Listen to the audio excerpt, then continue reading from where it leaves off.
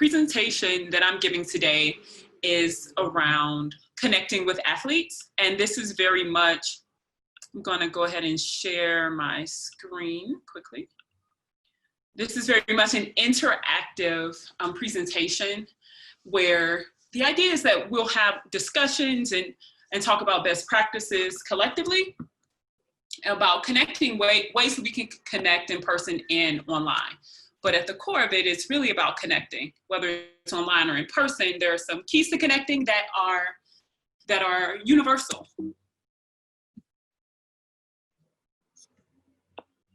So first, we want to discuss who's in the room. So everyone will introduce themselves just quickly. I'll talk a little bit about my background, a bit more in depth than what Glenn said. We'll talk about why connecting is critical. It'll be very interactive. And then 7 keys to connecting. We'll have some Q&A and talk about online and in person as well.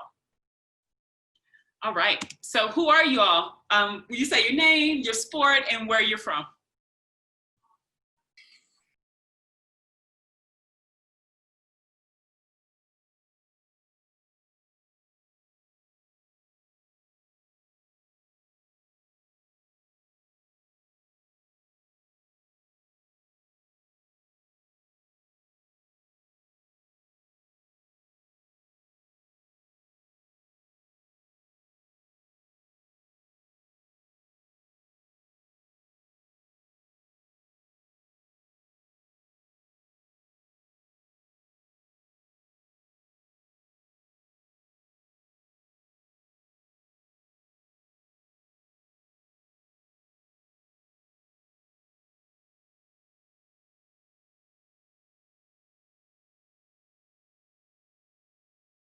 My name is Tim.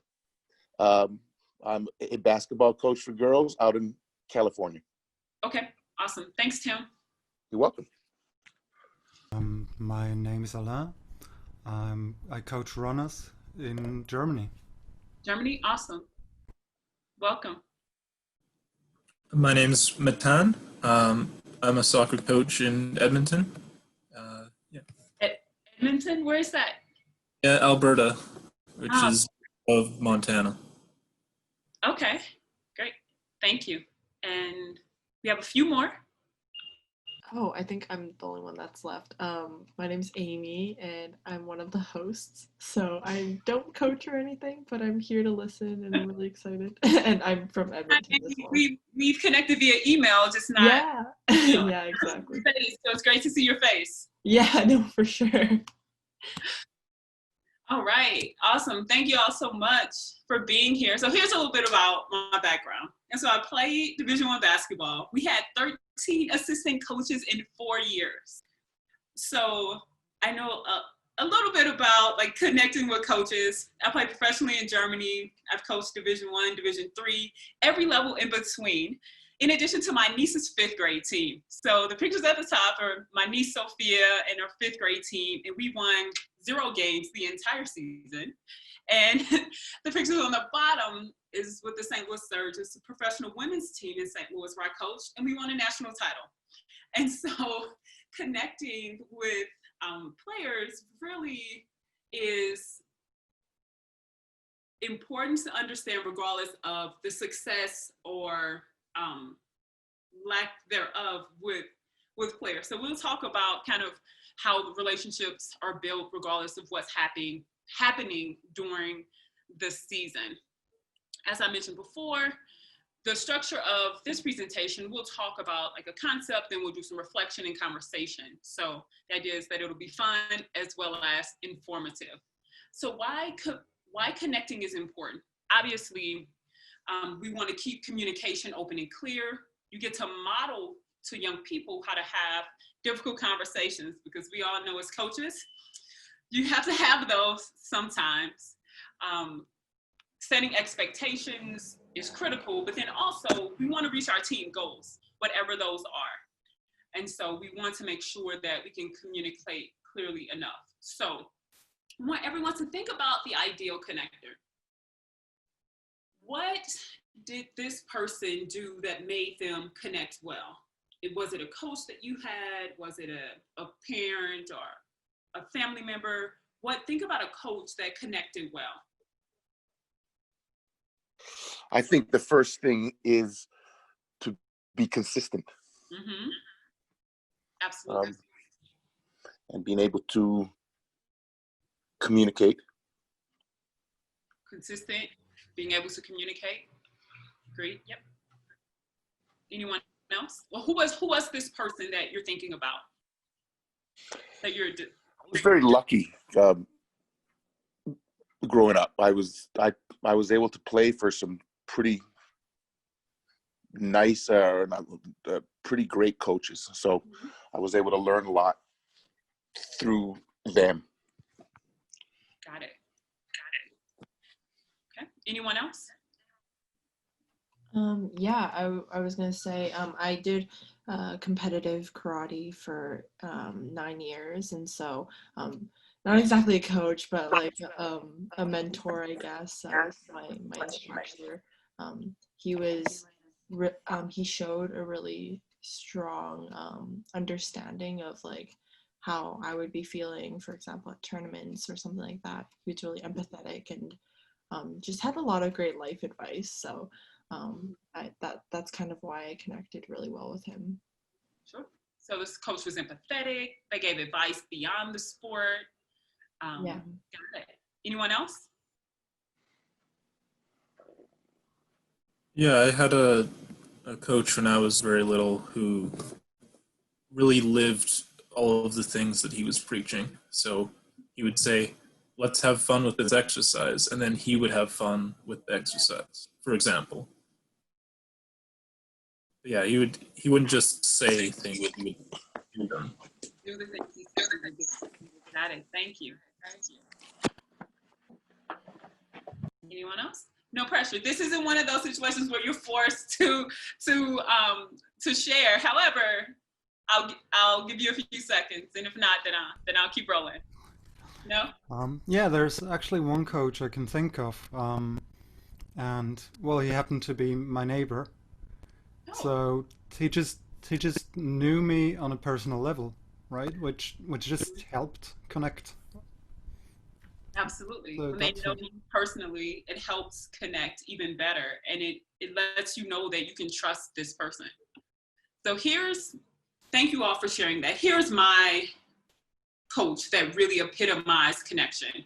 Coach Ty Evans. This is not me on the bench. This is at Auburn. I played at St. Louis University, but he's currently the head coach at Tennessee State. There were a few things that really made a difference. Every player had a nickname, right? It didn't matter who you were. My nickname was Pig Pen, and I was called Pig Pen because I was a little messy. Actually, I was incredibly messy.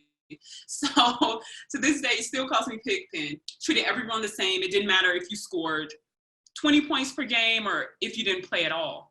You always felt connected to this coach. And like you all mentioned, he was very consistent and understood that his love of the game would transfer to us. And so this was 20 years ago when I was an undergrad. Recently, I visited Tennessee State University, and he's the same way with his players now. Everyone has a crazy nickname. They're having a lot of fun, and it's going to be exciting to see what happens. And so keep that person or those persons in mind as we go through today so that we can kind of reference them as we talk about these keys to connecting. All right, so there are 7 keys that we'll discuss today. The first one is connecting is listening, right? You want to listen effectively. And as coaches, I know personally, sometimes I just want players to do what I ask, just do what I ask you to do, but it's important that we listen to them so that we can understand how to better connect, right? So we shift that focus from inward to what I want them to do in order to, like, who are they and how can we best concentrate on what they need to get our goals, the team goals, our individual goals accomplished. Perfect. So as we, there we are. As we reflect, what are those actions that coaches take? What are some signals we're trying to determine whether someone cares about you or not? So what are some signals because I think it's really easy to talk macro level. So this is very micro. My goal for today is for us to have a micro level conversation. At the macro level, we can say, well, they care and they connect, but we want to talk about actionable items that like we can take moving forward as we work with our players. As an athlete, one thing that I would look for is whether my coach says so. So if they don't say so, then I'd have to infer. But yeah, if they say so, I pretty much know they at least want to care. So there's that. Thank you for that. And that's the most fundamental level is saying, I care about you, right? That's great. Thank you for sharing. Someone else, how do we know that people care? What are the verbal or nonverbal signals? That's verbal, like communicating, or there's some things that happen non-verbally that lets you know someone cares about you, that lets a player know a coach cares about him or her? One of the things that when I was younger, a younger coach coming up, I was an assistant with a very successful coach out here, and she taught me that when your athletes know that you care about them outside of the sport, and show a genuine interest in them as a person outside of an athlete. Can you give a more specific example of a way that a coach shows, like really micro level, that they care outside of just athletic performance? I mean, ask them about themselves. Talk to them about themselves, and not just in regards to sports or the sport that you are, coaching. Learn about their lives. Is that micro enough? It is. So even, we're going to go even granular, asking like, what's your favorite food? What do you do when you're not playing basketball? I found out there's a kid who I've worked with who sews. Like she makes dresses and pants, which is not something we often think that athletes would have an interest in. And it was really amazing to hear about these other interests. Has there been anything, let's go follow up. Has there been anything that one of you all have learned about a player or an athlete that you didn't think, that you didn't know, that really surprised you? That created a closer connection? So many. Let's go with one. Finding out a kid was homeless. And not meeting the parents and never knowing a thing. They were great people. And then finding out, partway through the season that they've been homeless. Going from couch to couch, I would never know that. Thank you for sharing it. That part, that when we find out those things about our players, especially their entire family's affected by, it's not simply happening with them, it's something that's affecting their entire support system. Yes. Okay. So listening is our first step, and being able to offer those signals to show that we care. Some of the other things in terms of caring is looking in the eye when you're talking to them, actually stopping and listening to them, asking those deep questions about who they are, high fives, like making physical contact, whether it's a high five or a pat on the back, that lets you know that someone cares and they're connecting and they see you. I think the worst thing for players is not feeling seen by their coaches. Right. Another, this is great. Oh, this is awesome. So another, let's see if we can make some shifts. There we go. Authenticity is what we're talking about, right? How can you be the most authentic self, be your most authentic self to get through to your players? When I was an assistant coach at Southeast Missouri State University's NCAA Division I school, I was coaching with one of my former assistant coaches when I was in college, John Ishii. John Ishii is from Mississippi, really big personality, and demanded that players play defense and like would get into you. That was his thing. He would get after players. And there was a kid from St. Louis who comes out of the game and he says to me, when I pull out of the game, I want you to get into her. I want you to get all over her ass. Get into her. Let her know that we need her to step up. Look, we're going undefeated on the road. We have a chance to win the conference title.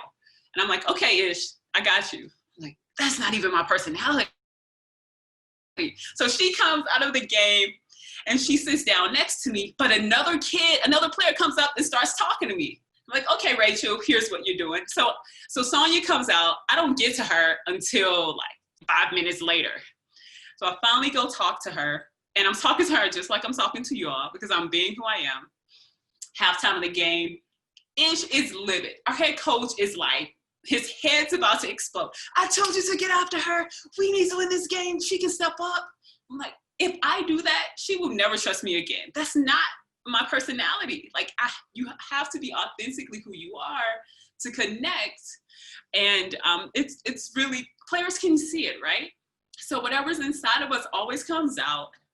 And it's important that they know we believe what we're saying, or they're not going to buy in, right? And so here's our reflective question. Have you all had a coach who was, a little fake, didn't seem authentic? Why did you get that feeling about him or her? If so, like what actions, micro level, right? Like what did they say or do to make you give them, a little side eye? I see your wheels turning. I see y'all thinking about some people. You see them. You don't have to name them. This is a safe space. We don't have to name names, but what was it? I had a coach who, in soccer, he would preach passing. When you get the ball, you pass, then you move. Mm-hmm. And the only players he played were the players who didn't pass when they got the ball. That was it. He just did the exact opposite of what he said. And then he won games when we were 9. But that didn't really sit well with me. Felt like he was lying. Let's peel that back. What it didn't sit well with you, and what did you then start believing to be true about this particular coach? Well, it was a couple of things. First thing I thought when I was 9 was that he just didn't know what he was talking about. Second thing I thought was maybe he had some friends. He's just doing it for his friends.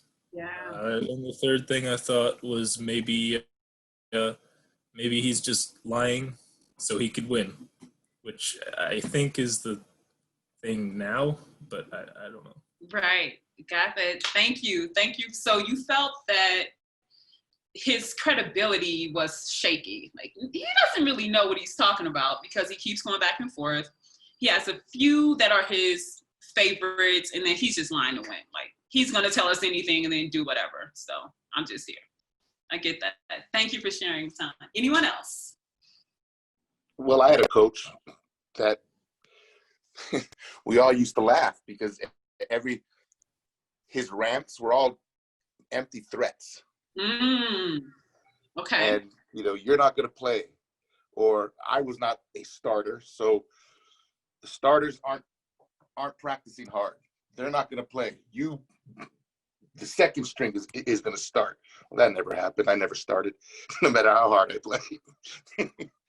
But kind of like the previous gentleman said, is, as long as you can score, they were going to play. They were going to get the majority of the minutes, no matter what happened during the week of practice. And that kind of sent messages to the starters, and then it also sent messages to the bench. Starters knew that they could do whatever they wanted. And we were talented as a team, so we won. Got it.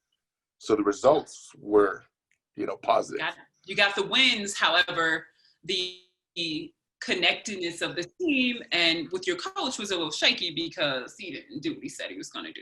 So hard work, what I hear you saying is hard work didn't equal playing time, which is often the most frustrating thing for players.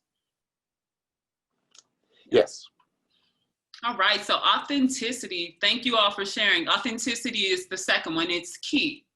Talk about listening, authenticity, and then stamina. When I was researching for this presentation today, this one really stood out to me because connecting takes energy. Like it's a lot of mental and emotional work to connect with players, to really deep dive, as someone said earlier, into their personal lives and to keep all of that. And so that requires preparation, and it requires coaches to have the ability to recharge so that you can show up fully present for your players.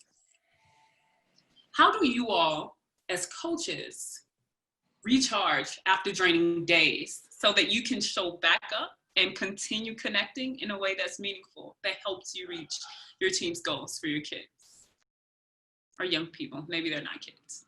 You go for a walk or a run in nature. I'm with you. Get out there with the trees. Be near some water. I'm with you. So exercising keeps your energy up. Someone else. Thank you. How else do you recharge?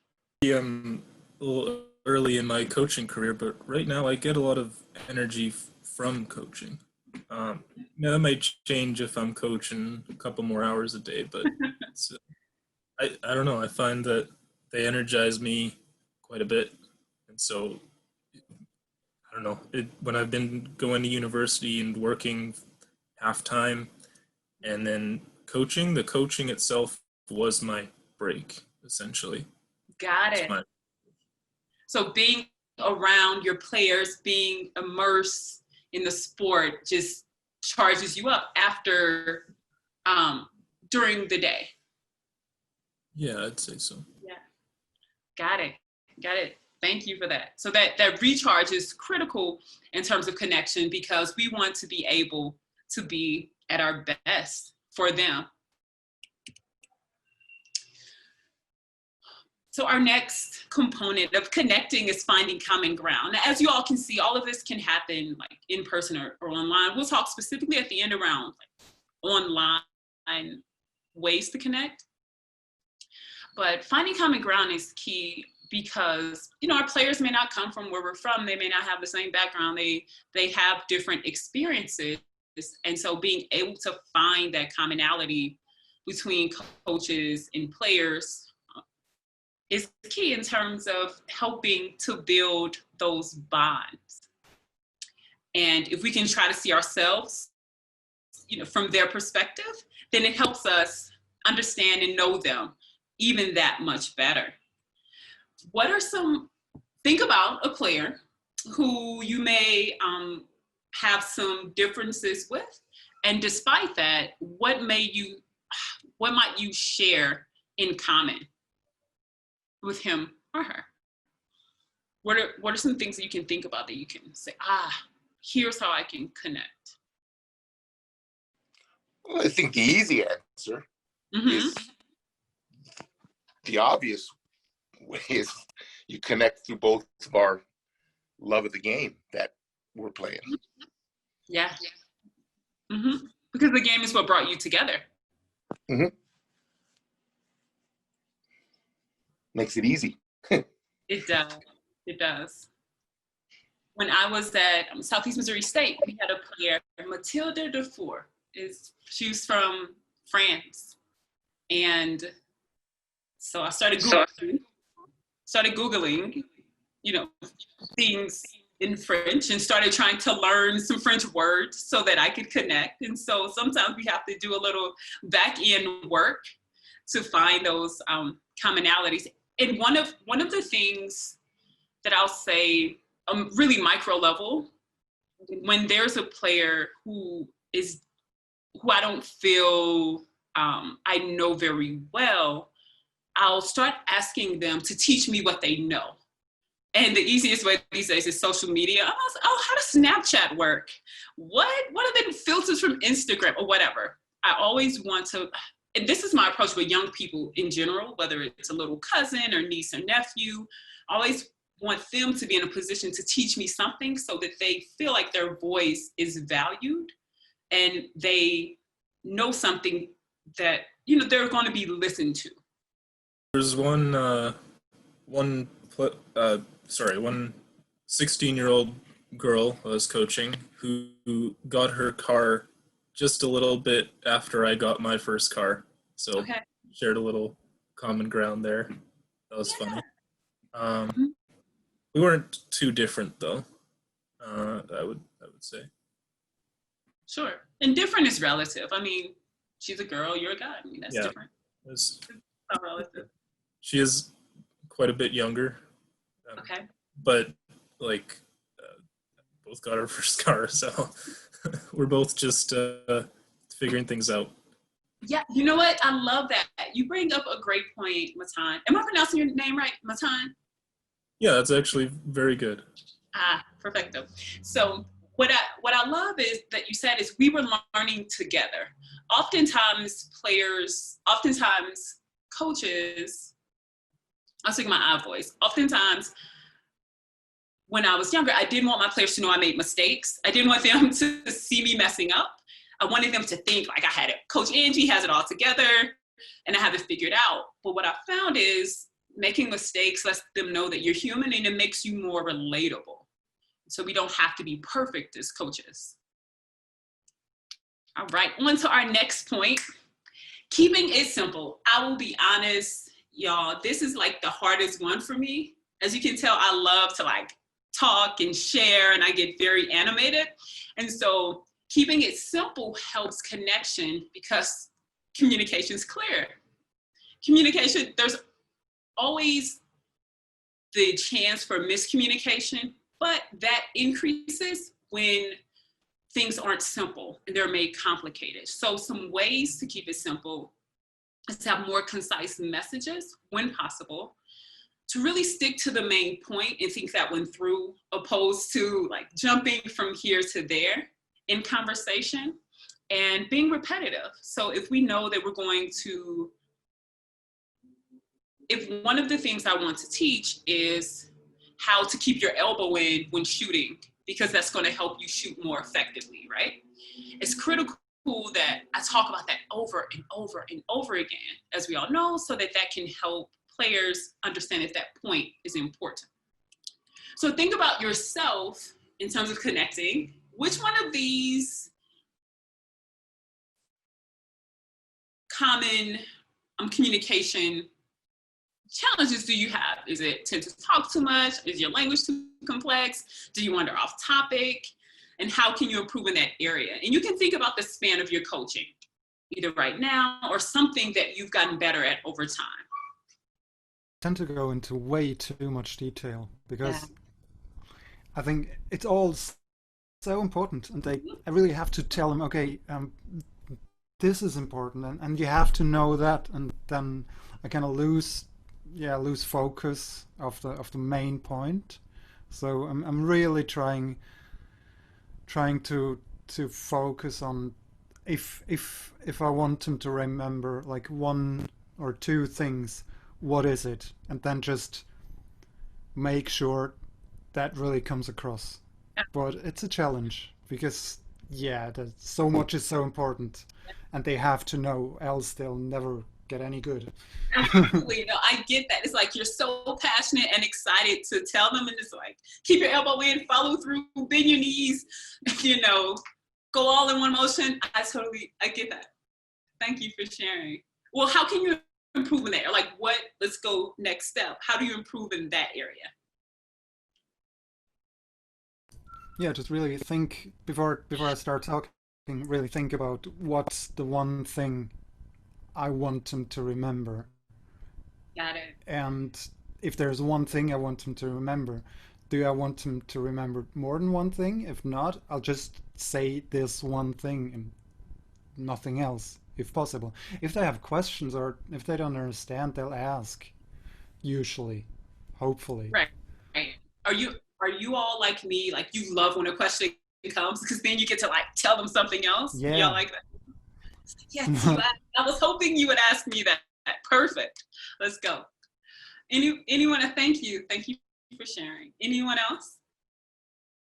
What's the way that you can be simple? Or are you great? Like, are you that concise coach who just has thought about it, tells everyone, help us out. If you are that person, help us get better.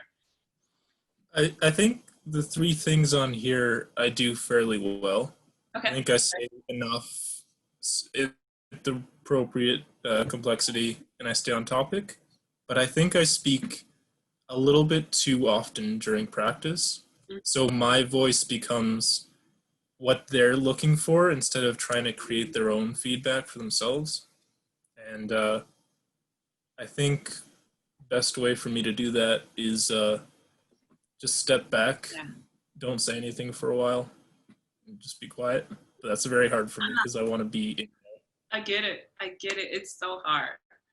It's so hard. It's like, all right, no, just let them go through it. Don't overcoach. Just let them go through it. Yeah, thank you for that. So what I hear y'all saying, think about what we're going to say ahead of time, say that, and then just step back and let them play.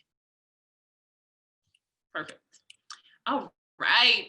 The inspirers, us connectors.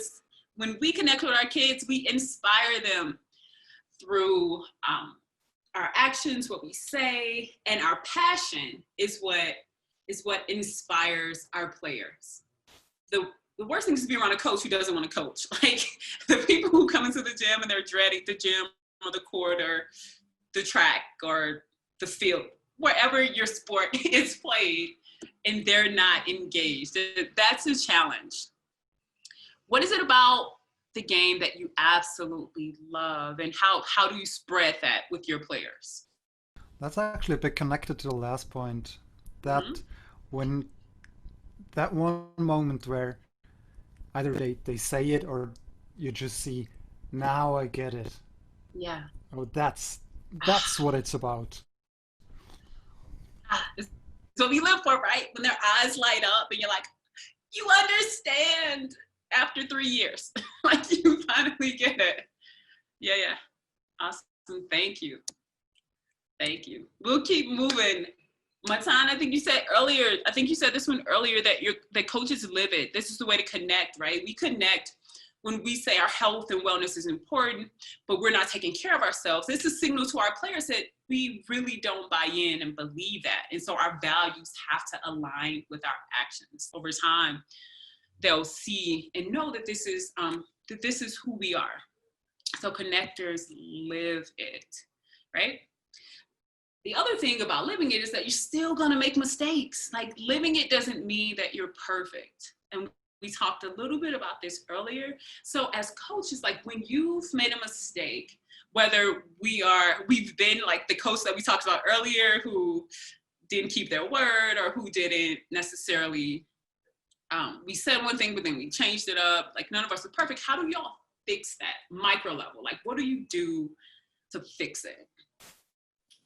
I think for me, the biggest thing is finding out what exactly the mistake was. It's pretty easy to either overlook it, Sure, and not know that it's there, or misunderstand it and not address what's appropriate to address. Biggest thing with the 16-year-old girls that I coach is talking to them, because they'll love to tell you exactly what they would like. Absolutely.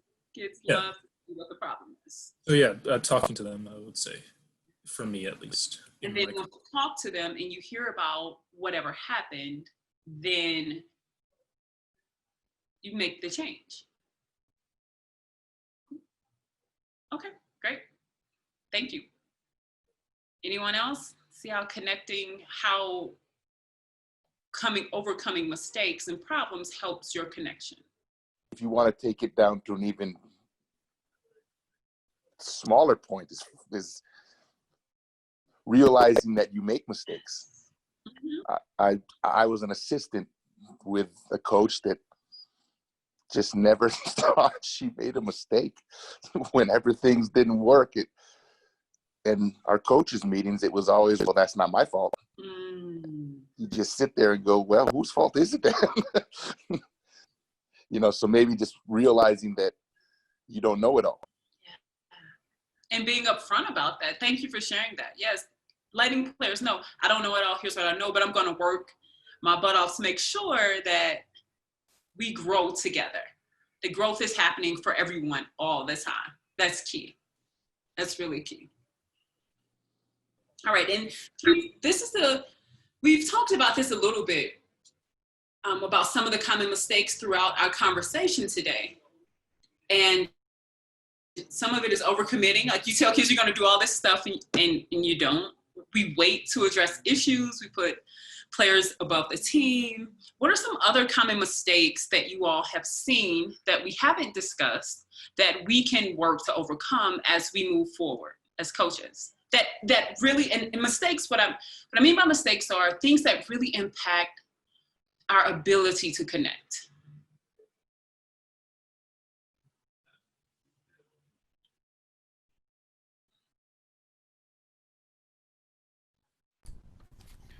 Well, one thing I did online coaching for the last half year because Mm-hmm. yeah. So one mistake I made, I didn't in the beginning. I didn't give them a big picture of where we're going, and so they could connect the steps to the bigger picture. Because I knew where I wanted to go with them, and I told them in general, but I didn't really write anything down or just say, okay, this is what we're going to do. This is the plan for the next 4 weeks, and then after that we'll do this. So they couldn't really connect the little things we did to the big picture. So yeah, that was definitely a mistake. What was the outcome? So what happened because of that? They at times didn't really, well, they did all the workouts. I mean, but they didn't really, since they didn't really know what the goal of the whole thing and how was, and how he connected to the whole training, they didn't really know what was important and why, how it fit in. And I mean, there's so many things when you're out on a run that you can pay attention to, but if you don't know how it's, yeah, connected to everything else, then you just don't know what's important for the coach and what you should pay attention to, right? So, and then in the end, maybe they didn't quite do what I wanted them to do or what I had in mind. And yeah, and then you have to discuss it. Why?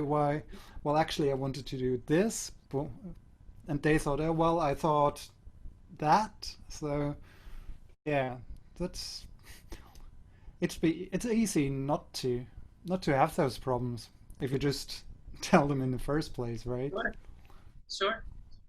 Thank you for that. Sometimes we get so engaged in like what we're doing that we forgot, like we see the whole big picture because we're coaches. It's our responsibility to see it all.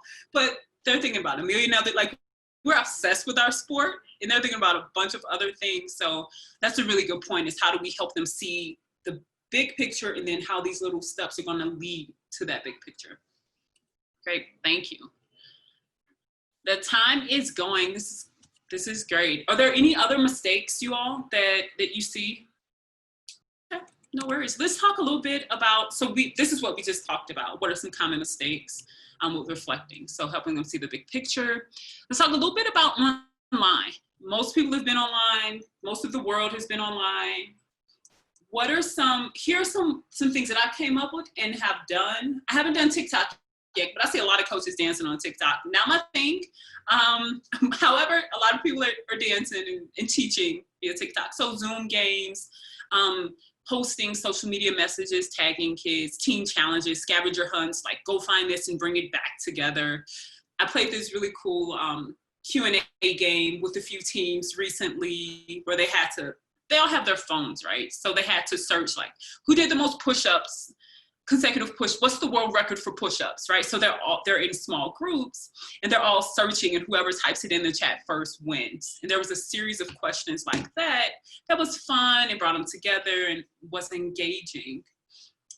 What are some ways that you all have connected online? When I was working as a personal trainer for a couple months, I did a couple TikTok dances with Really? some of the Put the teenagers. link in the chat. We want to see your TikTok dance. I don't have the link. I did it with them, and they have the video, and I've relinquished all responsibility. It's all on them. What song? Um, I don't know the names of the songs. People always just say that TikTok song. But was it fun? Tell us, like, was it fun? Did you feel like, oh, we have bonded a little bit more because of our dance moves? Yeah, definitely. It was very fun, and I definitely felt like there was more connection after some dances. Dancing does that, right? Dancing just brings everybody a bit more. I like dancing, yeah. And another thing that I've done is I've tried to, whenever there's an injury, I've tried to uh, either make cards for the person or contact them directly, and not only get a good idea of where they are with the injury and how they can recover, but also just make sure that they know that the whole team's got their back. I'm so glad that you brought that up, Matan, because when players are injured, sometimes they don't feel like they're a part of the group.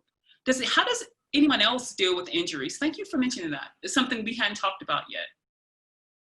How do y'all help players stay connected when they're injured, virtually or in real life? Include them. You give them a role in practice. For basketball, you can almost make them an assistant coach, kind of. Watch A, B, and C, and tell me what you see. Yeah. And then it helps to bring it up when you gather them all together. This girl here saw this, and we should, you make them feel like they still have a role. That's great. So they still feel connected, and their voices are still being heard, opposed to being silenced through injury. Right, and they're contributing. It doesn't have to be on the court. They can still contribute and be a part of the win and maybe the loss. True, both are possibilities, depending. Do y'all have any team rituals, like connection rituals? For example, every Monday I'll give you an example. At Tennessee State with Coach Evans, after every Saturday practice, they have one player or coach that's essentially on the hot seat.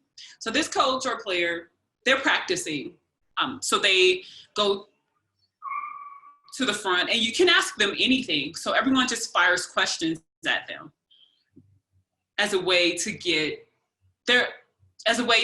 build connections for them to get to know each other. So there are like 4 questions that everyone answers. But then after that, anyone can dig deeper with any coach or player. Do y'all have any like systems of connecting?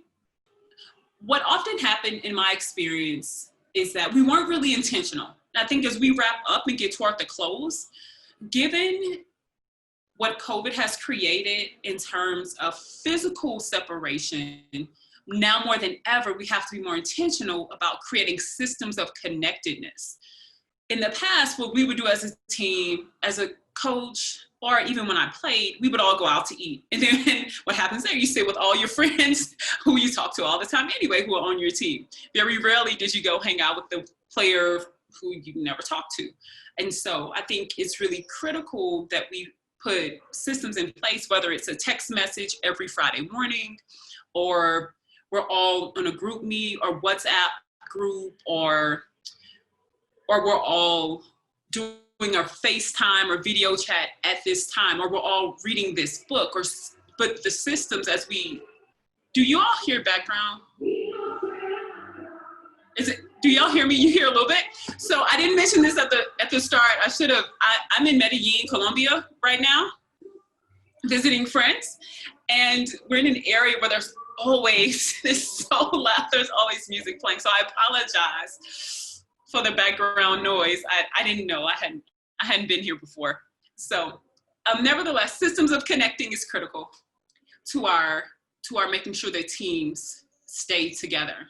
Okay, so we left a little time at the end for Q&A. I just wanted to reiterate listening, authenticity, making sure that we live it, we take our time to recharge, as well as making sure that we know when we make a mistake, we can bounce back from that, and we have a plan for how we're going to communicate that with our players. It sounds like you all are already doing an amazing job connecting, and my hope is that some of the info today was helpful as we reflect and think about who we are as coaches and where we're going to move forward as we try to keep things simple and concise, but share our passion as well.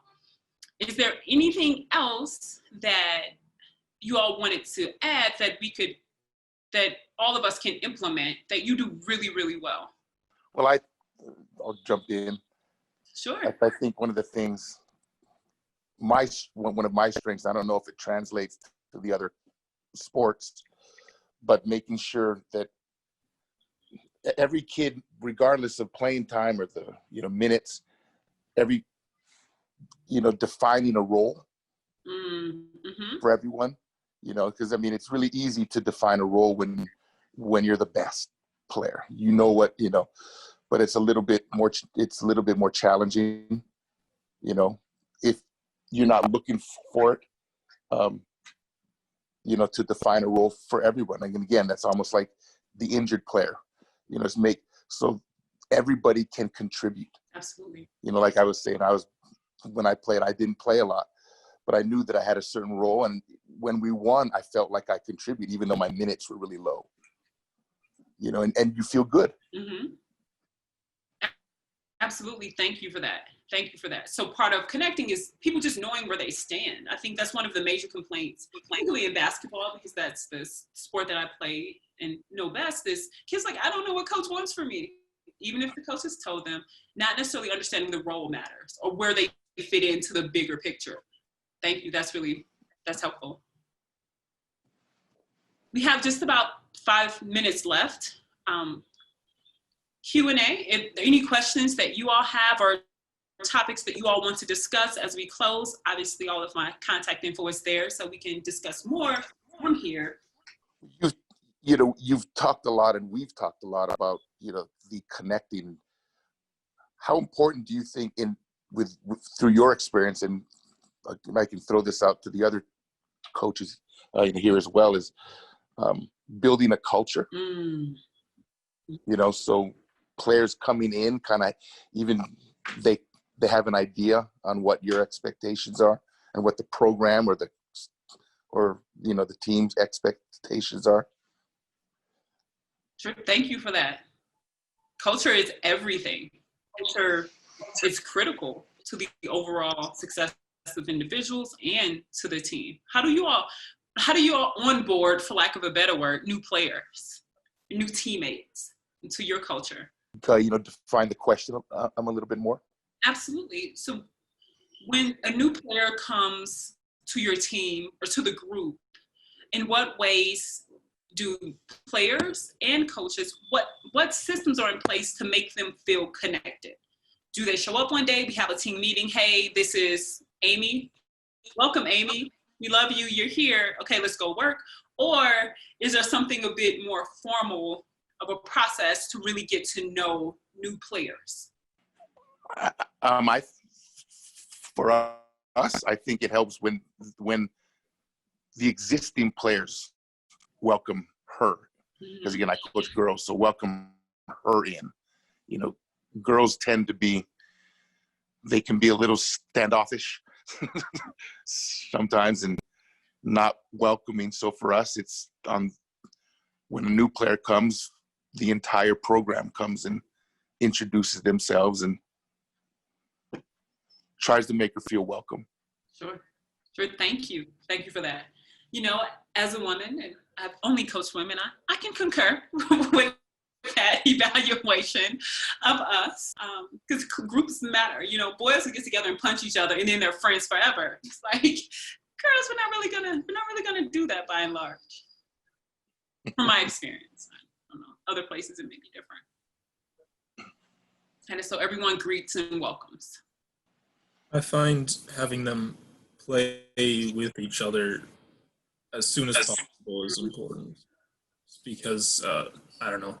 I really like playing with people. When you go hang out with your friends and play board games, that's what you're doing. So I think it's one of the better ways to at least make them friendly, Sure. if not friends. Agreed. Well, play is why we get together.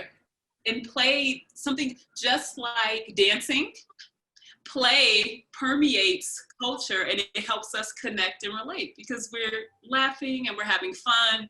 And it is why we are there. I mean, some of my best friends today are ones I play with.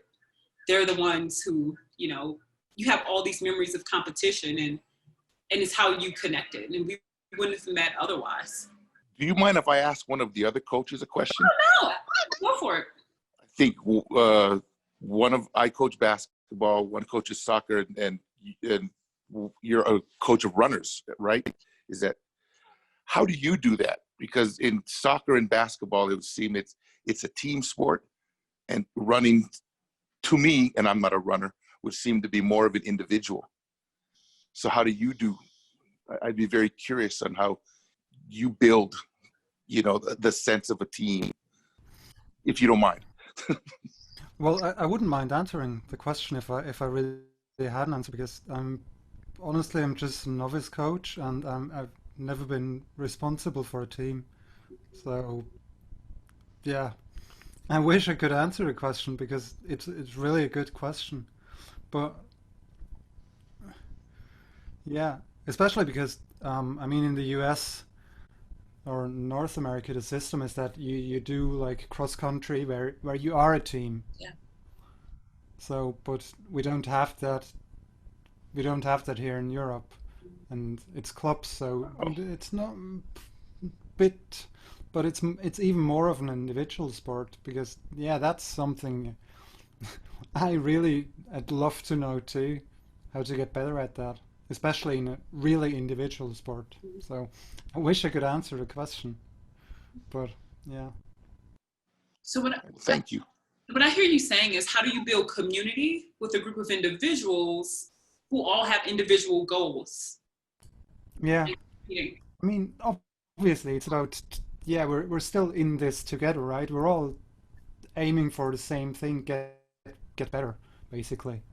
So you have to build it around that, and I mean, running is it's a sport where um, you spend a lot of time out there, Yeah. and so you connect through that usually because you just spend so much time with not much else to do than talk and get to know each other. So that helps a lot. Great. Great. This has been really, really, really insightful. Thank you all for sharing. Thank you all for showing up for this presentation. I really appreciate it. Would love to stay connected. If you can shoot me an email, I use WhatsApp, so that's my telephone number. Or even check out the website with other things that I have going on. But I thought this conversation was really good about connecting, and hopefully you all found some gems in some of what we discussed, some keys that can be helpful moving forward. Yeah, thanks so much, Angela. Thank you very much. Thank you. You're welcome.